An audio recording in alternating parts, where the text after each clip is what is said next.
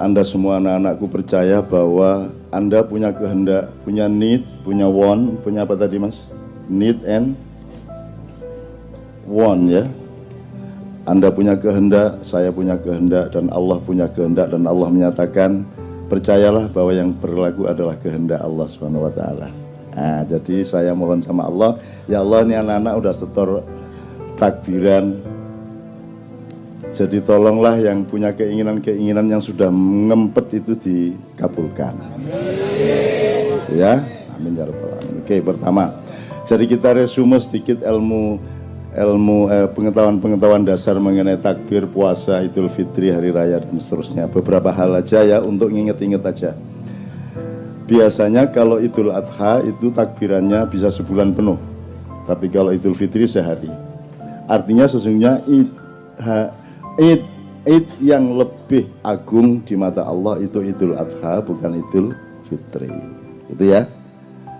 Jadi kita agak terbalik. Ya tapi tidak apa-apa, Indonesia terbalik itu sudah kerjaannya ya. Terutama di bidang politik dan pemerintahan. Memang sudah hafal, seluruh penduduk langit sudah hafal. Oh, kalau yang terbalik itu namanya Indonesia gitu. Wis ora apa-apa, Singapura wae. Sing dilboke swarga kabeh ning neraka 300 tahun. Kedua, ini sudah Idul Fitri, sudah hari keberapa ini? Hari ke-7 kok kita masih takbiran, ini normal enggak? Enggak pernah toh biasanya, tapi masih boleh enggak? Takbiran tuh tiap hari juga boleh. Kalau perlu Anda tiap hari takbiran gitu ya. Jadi biarin orang kampung anggap Anda orang gila, memang gila. Takbiran tiap hari. Jadi daripada rengeng-rengeng, karena salah satu teorinya adalah nanti takbiran itu menghimpun tenaga Anda. Tapi kalau Anda mendengarkan lagu-lagu apa pop, rock, apa semua macam-macam, itu belum tentu menghimpun tenaga. Jadi jangan lakukan, jangan dengarkan, jangan lihat, jangan alami apapun yang tidak menghimpun tenaga hidupmu. Kalau yang menghabiskan tenaga, menyerap tenaga, itu Anda rugi. Jadi saya selalu menghitung. Makanan saja saya hitung hanya kalau dia menambah himpunan tenaga hidup saya, jasmani maupun rohani. Kalau dia tepat, maka himpunan tenaga jasmani akan memproduk himpunan tenaga rohani. Demikian juga tenaga rohani akan dialektis berakibat pada tenaga jasmani. Itu. Nanti kita dengan manusia syahwat ini kita harus mengenali teori dasar mengenai jasmani rohani ini apa toh jane?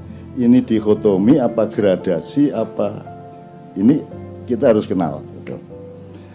Nanti soal yang dibicarakan mengenai pilkada segala macam itu akan tidak ada gunanya kalau Anda tidak mengenali dasar-dasar dari hidup Anda sendiri gitu. Oke, nomor 2 soal hari raya dan puasa. Anda kalau di desa dulu kan kalau mau puasa malamnya kan diajari bapak-bapak ibu-ibu di musola kan nawaitu saumal ghadi an adai fardhi syahri ramadhana hadhihi sanati fardhon lillahi ta'ala itu zaman dulu. Kalau sekarang pakai rap itu kan. Nah itu som khoti itu kira-kira saya enggak tahu lah. Cuman yang ingin saya omongkan dari kalimat ini itu kan kalimat bikinan kita sendiri. Nawa itu artinya aku berniat, pasten ya. Saum puasa besok pagi atas dasar keikhlasan saya kepada Allah itu. Nah, di dalam Al-Qur'an tidak ada disebut saum tapi siam, gitu, siam Ramadan. Jadi kenapa kok niat Anda nawaitu saumal ghadi kok tidak nawaitu siamal ghadi? Ya enggak apa-apa sebenarnya, enggak ada masalah. Jadi saya ini bukan sedang mempermasalahkan. Cuman kalau ngerti bedanya hidung sama bulunya kan lumayan daripada nggak ngerti bedanya kan gitu kan. Kalau sudah ngerti bedanya ini jempol jempol kaki, ini jempol tangan kan agak lebih selamat hidupnya daripada Anda tidak ngerti bedanya jempol Anda sama hidung Anda kan gitu kan. Jadi gini, jadi kalau saya menafsirkan, siam itu adalah prosedur atau syariat untuk melakukan puasa, tidak makan, tidak minum dan memasukkan apapun, tidak melakukan sejumlah hal yang biasanya boleh dari subuh sampai maghrib, itu siam. Maka Ramadan disebut Ar-Ramadhanu Madrasah. Jadi Ramadan itu adalah diklat, pendidikan kilat 1 bulan. Anda dilatih untuk kembali melakukan siam dari pagi sampai sore, gitu ya. Kalau saum itu segala hal yang sifatnya menahan diri. Sampean sebut satu hal, apa perilaku, apa kerjaan, apa produksi, apa kerjaan, untuk apa saja yang tidak ada unsur menahan dirinya Anda sebut. Satu saja. Satu saja kerjaan yang tidak ada unsur menahan diri, yang tidak ada unsur mengendalikan diri, yang tidak ada unsur membatasi diri. Satu kerjaan kalau ada. Naik motor, ngegas, ngerem, berarti puasa, saum. Apalagi istri, sebanyak-banyaknya apa Anda batasi satu saja, satu, saum. Apalagi menggali tambang, dihabisin sehabis-habisnya, ataukah kita toleran kepada anak cucu kita yang harus mendapat bagian? Saya tanya, regulasi pemerintah selama ini pakai saum apa tidak? Tidak. Jadi puasa tidak pernah diingat oleh para stakeholder, apa pertambangan atau apapun saja. Padahal selamatnya manusia hanya kalau dia mengerti puasa.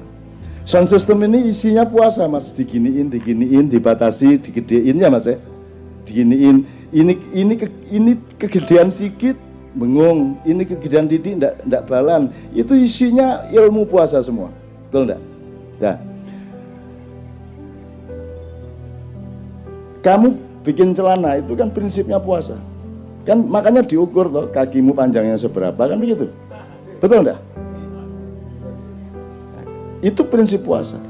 Mas, ternyata rapat kabinet, rapat DPR, rapat Pemprov, nomor 1 adalah menyadari di mana, kapan, seberapa puasa harus dilakukan, benar nggak? Dan itu tidak pernah menjadi kesadaran negara kita. Itu makanya nggak usah terlalu percaya. Itu. Kamu milih yang baru yang kayak apapun ternyata juga nggak puasa. Ini kan sudah berkali-kali toh. Gitu. Tapi saya dengan penuh kesabaran mendengarkan perdebatan mengenai hal-hal yang saya sudah lama tidak percaya. Tapi tidak ada masalah. Tidak ada masalah. Saya sangat sabar untuk mendengarkan hal-hal yang ngopo cah-cah. Oke, ini udah jangan terlalu panjang, nanti jadi ceramah puasa. Jadi ngerti bedanya saum sama siam ya. Keselamatan hidupmu, bahkan kaya tidaknya hidupmu tergantung pada kecanggihanmu di dalam menentukan kadar puasamu di dalam pekerjaan, dalam jualan segala macam. Anda jualan bebek goreng, mentang-mentang laris, maka sampai jam 3 malam Anda masih ladeni. Jadi akhirnya beli bebek lagi untuk supaya Anda bisa goreng lagi. Tapi percayalah, kalau Anda melampiaskan, kalau Anda berhari raya tiap hari di warung Anda, maka usia warung Anda juga tidak akan lama. Kalau Anda membatasi jamnya, pokoknya saya cuma jualan bebek paling banyak 50 atau paling banyak 25, habis tutup.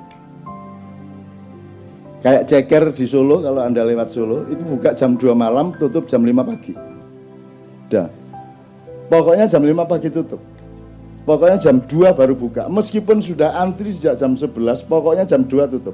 Kalau Anda punya prinsip puasa seperti, maka Anda memiliki kecenderungan terhadap keawetan atau keabadian. Begitu. Kalau kamu suka apa? Kalau suka makanan apa misalnya di Jakarta? Upamanya soto Betawi, terus pagi soto Betawi, siang soto Betawi, malam soto Betawi, jam 2 malam soto Betawi. Kira-kira berapa lama usia soto Betawi di mulut Anda? Sebentar aja akan Anda bosan kan? Nah, jadi puasa sebenarnya adalah alat yang paling utama untuk mencapai keabadian. Itu ya saya, itu salah satu contoh aja. Oke. Jadi sudah jelas ya puasa, bedanya siam adalah diklat Ramadan. Kalau saum artinya adalah apa saja dalam hidup di mana kamu menerapkan prinsip untuk membatasi diri, menahan diri. Regulasi itu apa? Regulasi itu kan menghitung sesuatu secara akurat, secara tepat. Itu namanya puasa. Kan gitu Mas. Coba mentang-mentang seneng sama istrimu kok keloni ya bendino. Esok kelon, awan kelon, sore kelon. Kate ngantor sih dilu ngadeg duluan. Suwe-suwe bosen dewe mari ngono kan gitu. Maka harus ada puasa. Maka Rasulullah mengatakan makanlah kalau lapar dan berhenti makan sebelum kenyang, maka kamu akan sehat dan lebih lama keawetanmu, gitu ya Rek ya. Jadi puasa sebenarnya adalah alat yang paling utama untuk mencapai keabadian. Itu ya saya, itu salah satu contoh aja. Oke. Jadi sudah jelas ya puasa, bedanya siam adalah diklat Ramadan. Kalau saum artinya adalah apa saja dalam hidup di mana kamu menerapkan prinsip untuk membatasi diri, menahan diri. Regulasi itu apa? Regulasi itu kan menghitung sesuatu secara akurat, secara tepat. Itu namanya puasa. Kan gitu Mas. Coba mentang-mentang seneng sama istrimu kok keloni ya bendino. Esok kelon, awan kelon, sore kelon. Kate ngantor sih dilu ngadeg duluan. Suwe-suwe bosen dewe mari ngono kan gitu. Maka harus ada puasa.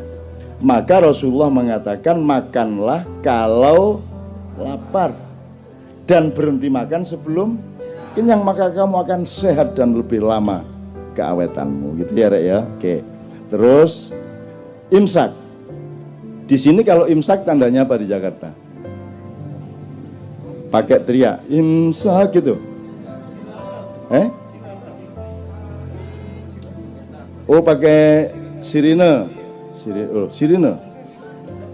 Enggak dong, kalau sirine itu buka. Oh bapak-bapak, ibu-ibu gitu. Kalau di Jogja imsak gitu ya. Dari masjid besar Jogja itu Pak Jundi namanya itu. Lagunya gitu imsak,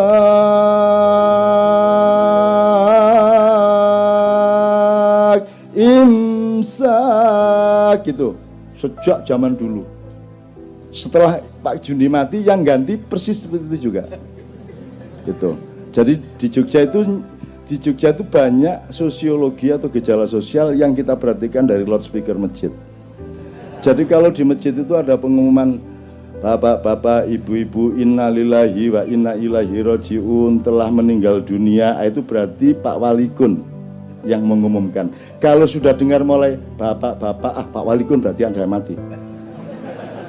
Begitu ada dengar suara Pak Walikun berarti ada yang mati. Sampai pada suatu hari bapak-bapak, ibu-ibu loh kok bukan suara Pak Walikun, berarti yang mati itu.